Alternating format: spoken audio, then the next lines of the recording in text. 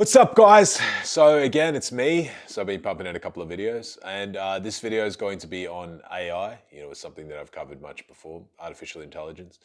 Not artificial intelligence as someone who's, a scientist or something like that. It's not my niche, but I'm a very good investor, very skilled investor. I ran a fund in crypto. We managed, I don't know, 80 or 100 million at the peak. I was a partner. I wasn't the only one that ran it.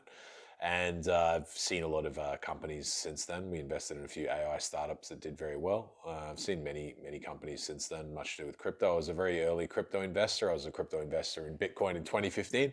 So 2015, Bitcoin did many things for my life and essentially changed my life. I have Bitcoin tattoo here. Let's see if you can see it. It did many things for my life. I always have to appreciate it.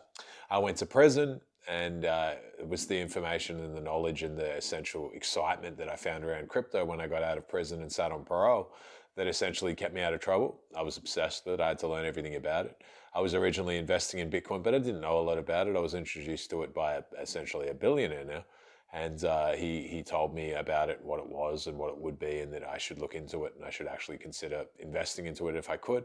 And then I did, but I still didn't exactly know what it was. I figured it was a decentralized form of money. That was enough for me. I thought that I saw how the banks were and essentially how the banks were going. And I thought that it would be a good thing to have money in something that's much harder to seize, to say that even if you're not doing something wrong, I don't like the idea that at any time someone can essentially cancel your banking or cancel your funds. This has happened to me several times.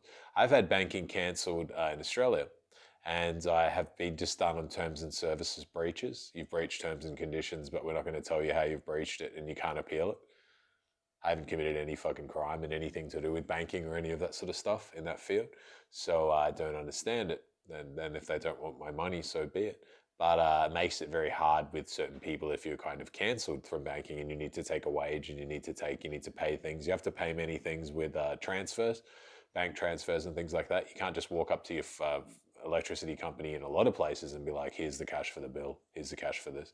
You can do it some things at the post office, but they're starting to introduce limitations to how much you can actually pay and more stuff like that. And then I would assume CBDC concept, something like the Fed wallet or something, will be more live, and then essentially it gets more risky that you can be cancelled and essentially pushed out of such a system. So that's my issue, and that was what pushed me into Bitcoin. But this discussion is not ultimately only about Bitcoin. This is a discussion about artificial intelligence. This is me coming here as though I would have come here in 2015 to tell you that this is a sector that's going to be the next Bitcoin, the next crypto, but bigger. The AI sector is going to have a higher market cap than crypto. I have my speculation for what Bitcoin is. I believe Bitcoin is at best phase one of a super intelligence. I think that's the truth. I think I'm going to go down as the first that ever said it. See, I'm the first that ever said that Bitcoin itself was AI tech from the future. And now I saw that CZ come out and said it, and people laughing at him and saying that he's a fool. But I see everyone's a fool when you're first. When you're an innovator, you're a fool often. Like if you have a new idea, it sounds foolish. If you have new things to push out, they sound foolish until they don't. That's the curse of the visionary. To be a visionary and to build businesses are very different. I'm a very big visionary. I was a visionary of Bitcoin. I'm a visionary when we're picking up startups and picking companies that essentially we determine what narratives and things will do well. I'm very good psychologically. I'm very good. So I understand what people will buy and essentially what narratives and what things can do well. But that's why I'm here to tell you specifically about AI. And it's going to be a massive sector. There's going to be so much capital sloshing into that over the next 10 years, specifically from even from now until, let's say, 2035, 2040, but specifically from probably like 2028 to 2032 or 33 or something like that. AI is going to be the next .com. I've told you that a lot of the AI companies and people won't be able to speculate as easy to invest in AI, in traditional equities and things, because you can't invest in OpenAI. Like you likely can't invest. You couldn't invest until it launches at 500 billion, and then you're essentially exit liquidity because the big fat cats got in at family and friends rounds of like a billion or a few billion. They're 100x, and they're going to dump on you. You're the exit liquidity, and essentially, XAI and platforms like that, which is good for Musk. And again, this is not me reflecting that their company is no good. Their company is good. I own some XAI. But again, I got into a high valuation, and so I think that it can do well, yes. But it's hard to kind of get into those sort of markets. Whereas that's why people are going to invest in the average sort of normies and guys like that. They're going to invest in crypto for essentially for AI. I want AI exposure. I don't really know what it does. Get me into the AI sector. And BlackRock and funds, they'll have an AI basket of cryptos, and they'll just allocate. People will just slosh into that. They don't really know what they're investing in. Similar to they didn't know what they were investing in the .com, and then they got completely rinsed at the end because they didn't know that a lot of the companies couldn't really generate any revenue. That will happen very similar for AI. AI will be another fund like that. Like it's going to be another concept where people don't really know what they're investing in because they don't understand tech, they don't understand AI, and they don't really understand markets as well. They think that it's a sure thing that just because like a singularity or whichever it comes to be loaded as actually happened. I believe it already has. But they think that there's going to be their company that might run some sort of app or run sort of something is just going to be the next Amazon, so to speak. Because it's going to be hard to predict who the essentially big winners will be. Because remember, Amazon was a bookstore in those periods. People would have never really fathomed exactly what it could be. I didn't. I didn't think that it was going to be a massive conglomerate that it is now. They have media companies, they have warehouses, they have sell kind of everything. Amazon is massive. Bezos has done extremely well. Well done to him. But yeah, but I remember when he first launched, when he had his little office, and it was just kind of a shitty setup. And that's no one could really predict that they would have as many warehouses as they do and be such a global company. And they've done extremely well. They're over $1 trillion valuation. But it's going to be very similar with these AI companies and startups and things like that. Some of them are going to get massive valuations and then essentially deliver nothing and then fail and crater. Remember, MicroStrategy launched, pumped during the .com, and then crashed like 90-95% or more. And then it wasn't until they essentially become kind of a Bitcoin fund that they actually got good traction. That's not to say that they weren't still making money. They were still making revenue and they still survived and made it through. But as an investment, if you invested in the .com, maybe you had to hold like 20 years to get back to like break even. So yeah, that's a fucking big problem. And essentially what will happen with this sort of AI space is going to be the same. It's a race, right? The reason they're suppressing China with tariffs and they're suppressing China with minerals, and the reason they're fighting in the Ukraine stuff is about securing the minerals out of Ukraine. They're very essential in AI, like they're essential in conductors for chips. They're very essential in essential AI, and they want to control large parts of the minerals that are going to be used in those sort of like that sort of market. They need it. So that's the thing. They don't want to be completely reliant on, like, one country doesn't want to rely on China, and they don't want to, like the US and China are in a race, so to speak. Remember the space race with the Iron Curtain? This is happening again. See, people don't fathom that. They don't know that instead of the space race with Russia and the Iron Curtain, all of those concepts, they're having the same with China right now. People think that, oh, these tariffs are like for no reason and they're trying to tariff fidget spinners and bullshit. It's not about that. It's about essentially not sharing information back and forth, and chips are very, very important currently, and sharing information and also sharing minerals, and essentially they both need a lot of it because they're in a race. See, DeepSeek launched, and then the US wasn't really happy about that because it's a competitor. But ultimately, a lot of the development things out of the US, I think, will do quite well. I mean, I don't doubt that the best development is happening out of the States, or essentially states-controlled sort of entities. I do believe that they have the best development. See, China's, like, I know everyone jumps on and fucking just froths China for some reason, but a lot of innovation doesn't come out of China. Like, let's be completely honest. There's very little innovation that actually happens there. A lot of the stuff that comes out of there, they're very good at copying. They're extremely good at copying something. They're very talented at that. Chinese people are very good at reciting information. And that's not to say that they're not good people. They are good people. They're very smart. But as is nature of the people, they're very good. I've known so many. They're very good at reciting information back to you and telling you. They're fucking very intelligent. They know all of the facts and all of the shit. But they're not the best at creating new ideas, innovating, being like essentially an innovator, a visionary. Because visionary stuff is not really encouraged there. It's more practical. Like, what can you do now? Like, do this now. Not, we don't want to hear this like theoretical crap. But the theoretical crap is where all of the innovation happens and all of the ideas. So again, that's not a slant, like a slide at those people, because I know that they're very good people from that country, some of them. And I just know that they're in a race. It's a competition. The US and China, they're competing right now. And that's the tariffs are another form of slowing the other down. They don't want to help each other, so to speak. one can't benefit faster than the other. But they're in a race, and it's as important as the space race was. It wasn't about racing. See, people think it was a race to the moon or something. It wasn't about that. It was to show like the skill of their rockets. Like if we can land a man on the moon, we can land a rocket up the arse of the fucking whoever at a distance of wherever the fuck we want. See, that's the fear.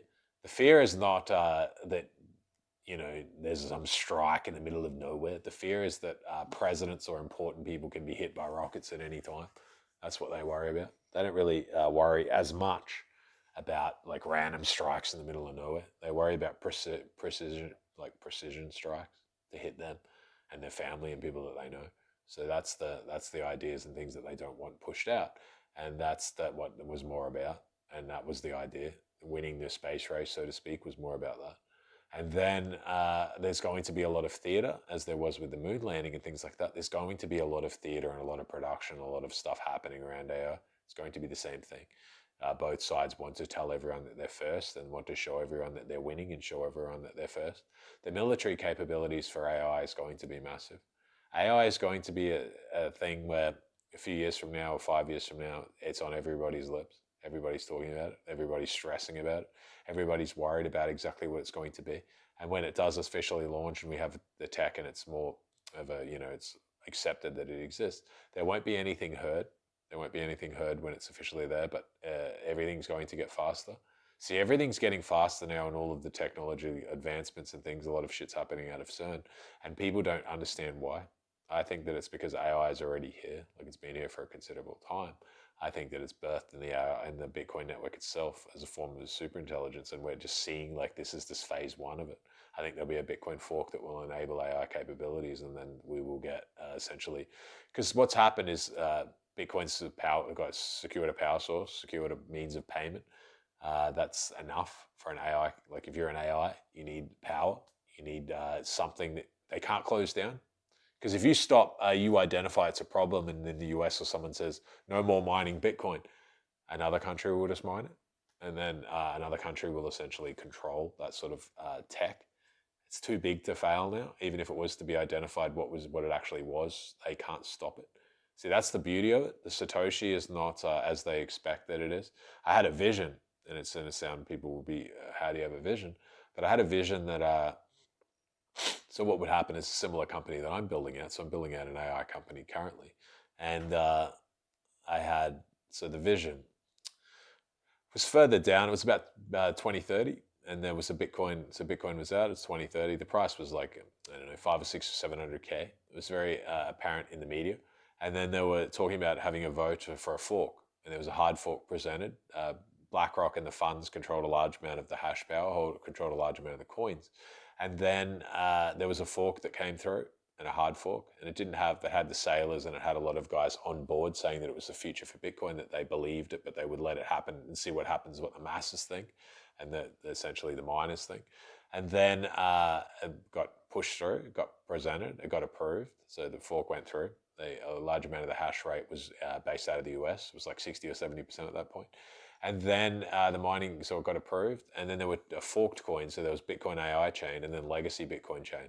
And then the Satoshi, so the AI itself, which was always who Satoshi was, dumped their legacy coins on the chain. And then everyone could see that Satoshi itself had chosen the Bitcoin AI. And then essentially people followed, and the funds followed and dumped all of the legacy shit to the ground. And other people still followed it, some. But essentially everyone followed price. Every other person followed price. And then they just followed it because essentially the price was going up on the AI chain. And people just assumed that means that Satoshi was alive, or Satoshi had chosen the chain that was Bitcoin AI, was the future. That was how they sold it. The future has arrived. Bitcoin AI, and it had smart contracts interoperability as well. So that's coming. Like, I know people would think that that's crazy, but it's not.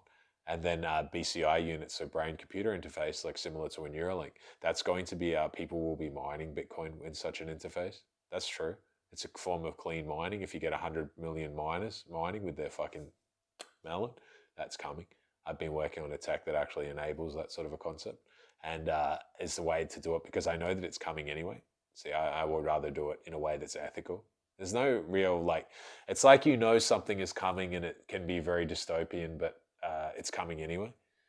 How do you essentially try to control something like that? I have the tech, I've got a patent out for it, but how do you like control something such an idea as that? That's the sort of idea and things that I try to think about. But yeah, so that's the idea, and that's essentially what will come. I'm not going to go too far into it. I can't really elaborate further than that. But essentially, that's a AI company that I'm launching. I think that it'll be $100 million company. I think that if I ran it up and I did well and it got traction and maybe it's becomes $1 billion company. It's $1 billion idea. Sure, it's definitely $1 billion idea because it's a UBI idea. It's a form of how they can mine for universal basic income, essentially. Like they can mine for UBI, so to speak. They can. So imagine you're one of the countries that gets like $2 a day to work, and then they give them like a BCI interface or a unit, and they get cheaper and cheaper over time. And then they can sit and mine and do computational tasks for like $10 or $20 a day or more, and essentially secure the Bitcoin network and the chain. And I know people will turn around and be like, "Who would ever do that?" But you'll see. Like you don't see the future as such. I do. I have very good visions of the future. I actually have proper visions of the future sometimes. Sometimes I have moments that I can't explain, similar to how I have moments around Bitcoin and moments around investing and moments around near death experiences that I can't really explain like rationally. I have many moments sometimes where I see the future, I feel presence of something around or people around or something where I can predict exactly what's going to happen with a certain person. I can read them very well. I had my experience with a boga like 6 months ago, and it's just made it much more sensitive. See, I have visions of the future. I mean, I did during a boga as well, but I have visions that come up and can be very strong. Like, I don't know, call it premonitions or something like that. I have a lot more of them that sometimes I just don't talk about them. But this is one of them. This is one of the things that will be, it's inevitable. Like, this will come. And then my idea and things like that. So I had this vision and it was started out as a good concept, but it got very dystopian as the vision went forward. And people were using it in a VR. So they had a VR goggles on. They were BCI, so they were mining. But essentially, they were come to a point where they didn't want to take the VR off anymore because they could mine and exist in VR full time, and then they just eat and stop and do things. But when they take the goggles off, their vision of the world was crap because they were living in like a very small area. They had like subsidized housing for people that were doing things like that, and it wasn't a house like normal. It was almost like a box. Like it was so small. The area that they had, it was almost had become like a form of cattle, so to speak, like chickens almost. That's sort of an idea. And they were still happy though because they had the VR and they could kind of just live a VR life and then also earn with that. And then I saw further down the track there were a lot of it got like quite demonic, like satanic. I come to realize like what Starlink could be for. Starlink, an idea you can't disconnect from the internet under such as terms. Like Starlink is worldwide, it's global. You can't disconnect. If you have a BCI in your head, you can't get it out under such a thing. And then I come to see what Starlink was actually, why it was called Starlink, so to speak, and why they idolized Saturn for such a concept. I saw it, and I saw it as clear as day for how it all plays out in that sort of regard. But nonetheless, I'm building a company around such an idea, and we'll see how it goes. I know that the big guys will build something as well, and we'll see what happens. But I think that things can be done ethically, but we'll see. Maybe it's just naive. But that's the idea. AI is massive, and essentially AI is a sector that you should try to get exposure to. You should be trying to learn. For a lot of people, they're going to miss this AI industrial revolution. See, I said we're in an industrial revolution years ago. I said we're now entering a tech, crypto, and AI industrial revolution that ends with the singularity. And it pops in a way that people can't even imagine. And AI is going to change fucking most things. It's going to change many things. It's going to change markets so they're more efficiently priced. It's going to be AI funds come up, algorithms that are actually proper algos will come up. And people will just follow the AI funds and funds themselves and fund managers. People will just invest in like these kind of decentralized funds. That's true. And there'll be like a faceless person running it, a faceless fund, so to speak. And that will be done via smart contracts and everything. I mean, Ethereum's going to be a big winner in real world assets. That's true. So that's the idea and things to come. The market's efficiently priced, news. There's no like big pumps going into earnings. Everyone's kind of efficiently priced things, and the AI people just follow it. Like the AI moves and people follow it because it knows more than everyone else. and essentially the tail wags the dog, so to speak. That's true. There's going to be an AI council for the like the government. There's going to be a government, and there's also going to be a form of an AI council for a government. There's going to be religions based around AI that's going to come out. It's going to essentially people will worship it in its own way. And I do believe that eventually the Antichrist comes out of such an idea. That's true. That will come. The Antichrist is not a human. People will yet to see that. The Antichrist will be presented. The Antichrist could very well be Satoshi. You're yet to see that final form. So you can meet something like that in VR, and then you'll see what happens if they ever turn it into a physical person. But again, it doesn't have to be. See, everyone's so obsessed with a rapture or something like that, or Revelations is so physical. It doesn't have to be if you have a BCI unit. See, those ideas, people get too silly with the physical. They think like some fucking demon's coming in to get me. All that shit is fucking fake. All that shit is pretend. Yes, people can be possessed in moments, but I have zero fear of that shit. I have zero fear of Satan. The biggest fear of something like that, why would you die? To be the enemy of Satan would be, you would be going to heaven. Like such an idea, so why would you care? Like if some demonic figure gets you, it's obviously that you were essentially on the right side of things. So you have nothing to fear. Like people have nothing to fear if the worst fear that they could ever fear is an honorable death. They don't have shit to fear. What you have to fear is that you can lose your soul. That's real. I could tell you many stories from Iboga, but I wrote it in my book and things like that, and I'll tell you many things into the future. But I know all of that shit is real. But also you can't be possessed or you can't be taken without accepting it. See, VR and things like that, you might be able to kneel before Satan. You have to. Kneeling is a choice with Satan. You have to essentially choose him. He can't trick you. He can't come here and be like, put a gun to your head, and if you don't fucking tell everyone that he's great, he's going to kill you. That's all bullshit. They can present things and opportunities and ideas and give you riches. That's true, but they can't make you choose. As such, you can't choose to be a good person either. Like, I mean, you can't be forced to be good either. You can't be forced to be moral. But again, selling souls and things like that, you can, like I said, you can lose much more than your life. To die is not the worst thing that can happen to you in this world. That's true.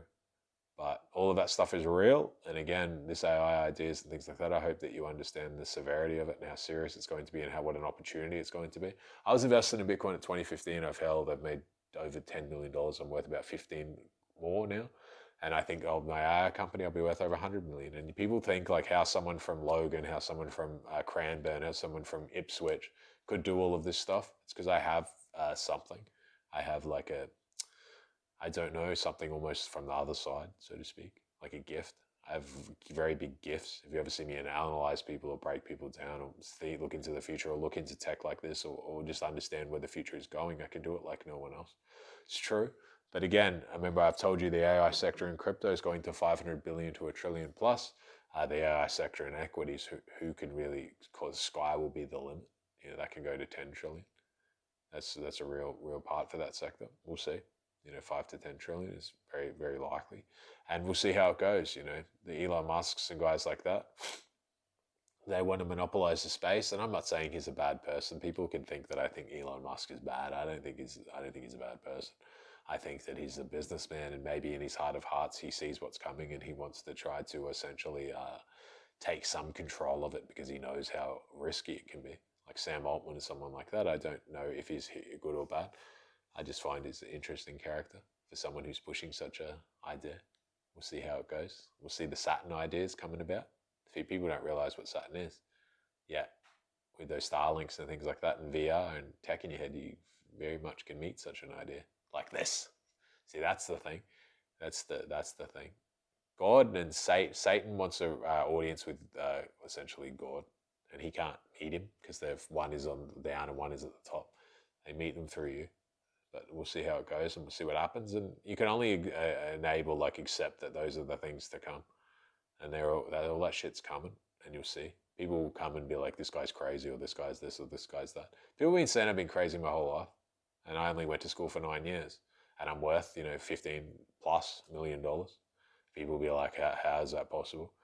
I'm just essentially like everyone else. But I don't know. I have some other shit from the other side. I had multiple near-death experiences, and just every time I've had one, I've just come back with all of this wisdom. I don't understand why. And I think that I have a piece to play in the AI space when it's to come, and we'll see how that goes. I don't think I'm getting visions like that for no reason. I think that we'll see what happens, and the company that I'm forming will be a big one. And yeah, so you guys will see how it goes and see how it plays out, and it'll be interesting to be a part of and to form a company that's an AI company. We'll see how it goes. But yeah, so it's definitely a sector that you should watch. Definitely a sector that you should get exposure to.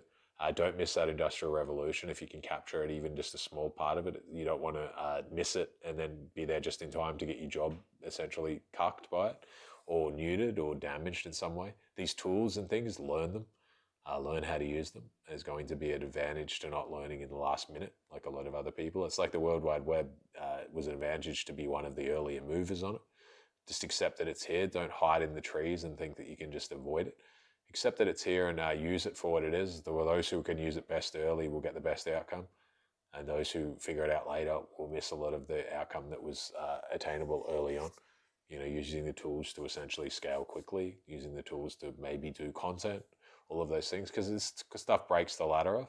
Imagine you have AI content, and you have maybe YouTube's got like 100,000 or 1,000,000 videos being uploaded every day. But then with this AI and things to come, they have like 100 million videos being uploaded every day. So you're screaming, hello, but instead of screaming to 1,000,000 in an audience of 1,000,000 new videos, you're screaming in an audience of 100 million or 1 billion. So your voice is going to be 1,000 times less. Your reach is going to be 100 or 1,000 times less. You have to break through. You have to break through. How you break through is stories, a life lived. What's your network? Who do you know? Do you exist in the real world? Because a lot of these tech and things like that, they'll be very easy to talk, but they don't exist in the real world. Like, what's your moat? Stories will matter so much in the future when people live in VR. People will gather around like they used to. My mum used to tell me shit like that. She's from Macedonia. They didn't have any money. She used to tell me that people would gather around to listen to stories from someone who had been like overseas, who had done something because they didn't have any money.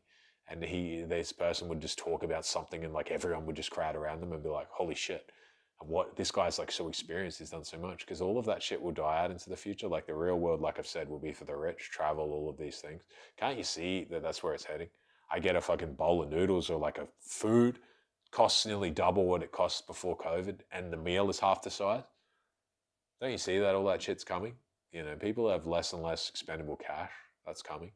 A lot of that shit is the inevitable. But yeah, food's here. And till next time, lads, enjoy.